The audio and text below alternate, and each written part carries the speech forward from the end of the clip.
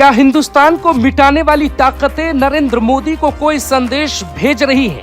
क्या पाकिस्तान में बैठे देश के दुश्मन बार बार प्लेन उड़ाने की धमकी देकर क्या नरेंद्र मोदी से कोई अपनी बात मनवाना चाहते हैं? आखिर हिंदुस्तान को चारों तरफ से घेर कौन रहा है और घेरने की साजिश में कौन कौन शामिल है? पिछले कुछ दिनों में ही अलग अलग घटनाओं को जोड़कर देखें तो 85 से ज्यादा विमानों को उड़ाने की धमकी मिली है। अब नरेंद्र मोदी सरकार का दावा है कि जो भी विमानों को उड़ाने की धमकी देगा उसकी यात्रा जीवन भर के लिए प्रतिबंधित कर दी जाएगी, यानी वो कभी भी विमान से यात्रा नहीं कर पाएगा और न ही देश के किसी ट्रांसपोर्ट में वो बैठ पाएगा। तो क्या वाकई नरेंद्र मोदी को घेरने की बहुत बड़ी साजिश पूरी होने जा रही है?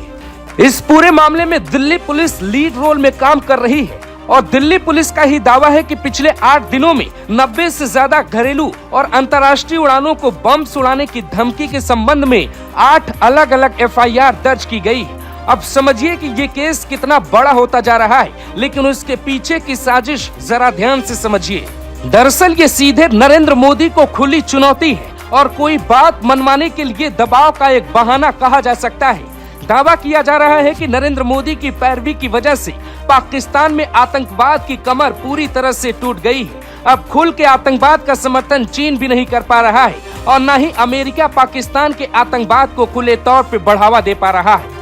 नरेंद्र मोदी की कोशिश की वजह से रशिया और कई देशों ने मिलकर पाकिस्तान को चारों तरफ से कुछ इस तरीके से घेरा कि पाकिस्तान हिंदुस्तान के सामने नतमस्तक की स्थिति में दिखाई देने लगा है। यही कारण है कि हिंदुस्तान में रेल की पटरियों को उड़ाने की साजिश रची जा रही है। यही कारण है कि विमान यात्रियों में बार बार दहशत भरी जा रही है कि भारत सरकार तुम्हारे लिए कमजोर साबित होगी।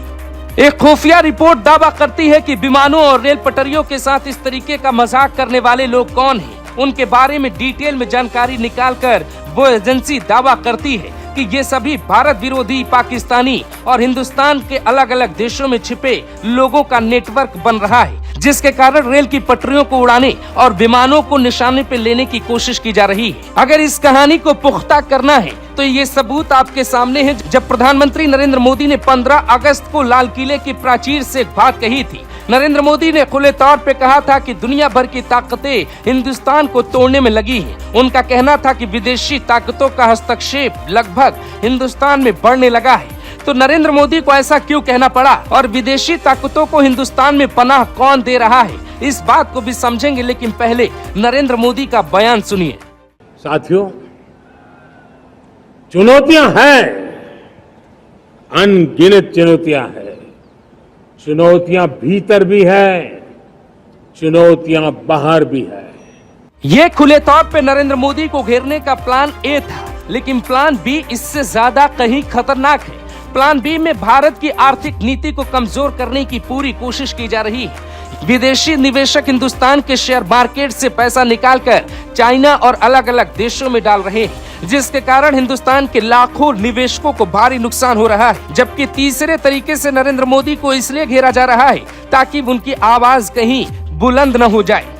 तीसरी तरफ से घेरने वाला कोई विरोधी नहीं बल्कि हिंदुस्तान के ही नेता है। राहुल गांधी से लेकर उन तमाम नेताओं का जिक्र होना चाहिए जो समय समय पे राष्ट्र की सुरक्षा और राष्ट्र की नीतियों के विरोध में कदम उठा रहे हैं। राहुल गांधी अमेरिका में जाके पाकिस्तानी परस्त लोगों से मुलाकात करते हैं। POK को पाकिस्तान का हिस्सा बताने वाली अमेरिकी सांसद इल्हान उमर से बात करते हैं और फोटो खिंचवाते हैं। राहुल गांधी और पूरी कांग्रेस मिलकर भारत की आर्थिक नीति को कमजोर करने के लिए बार बार अमेरिकी एजेंसी हिंडनबर्ग से बिल के अडानी के खिलाफ रिपोर्ट छपवाई जा रही है और खुद कांग्रेस आर्थिक नीति को चूर चूर करने के लिए अपनी कोई रिपोर्ट पे तैयारी कर रही है, जिसका प्रोमो भी रिलीज किया गया है।